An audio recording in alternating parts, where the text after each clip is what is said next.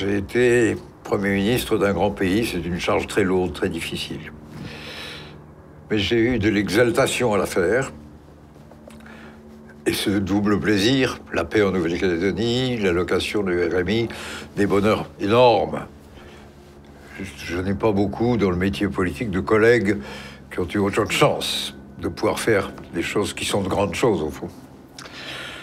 Et puis, au bout de 3 ans à peine, 3 ans et 5 jours, ma démission m'a été demandée. C'était un malheur. Circonstance terrible. Mon expérience n'est que française, mais elle vaut pour bien d'autres pays. Est-ce qu'elle m'autorise à donner des conseils? Je ne suis pas sûr. Ce que j'ai appris, en tout cas, c'est que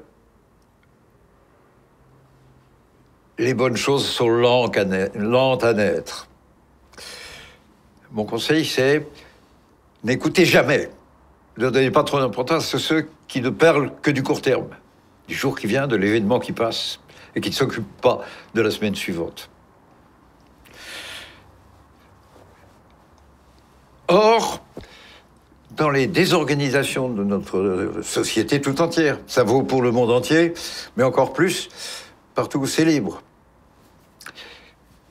Notre société aujourd'hui ne sait communiquer avec elle-même que par l'intermédiaire de la télévision, de la radio, de la presse écrite. On appelle ça les médias, je ne sais pas pourquoi. Ces médias ne s'occupent que de l'instant présent.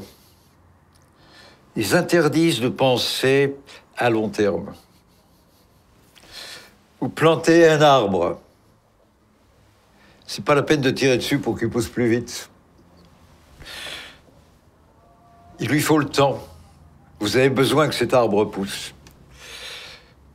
S'il n'y a pas le temps, il n'aura pas à pousser. On n'y peut rien. Le politique est comme ça. Quand il fait de bonnes réformes,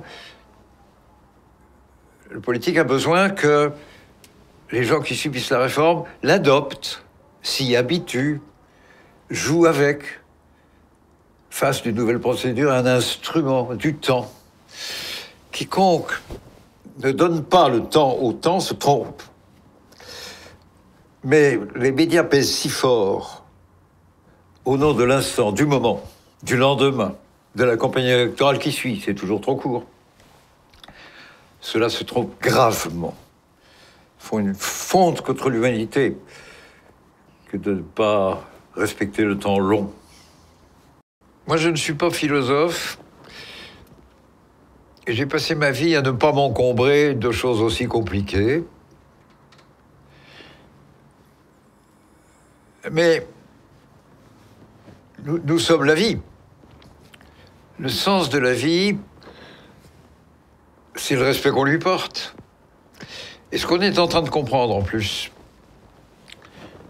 après 5000 ans d'histoire pendant lesquels toutes ces questions n'étaient liées qu'à la vie des hommes, de l'humanité.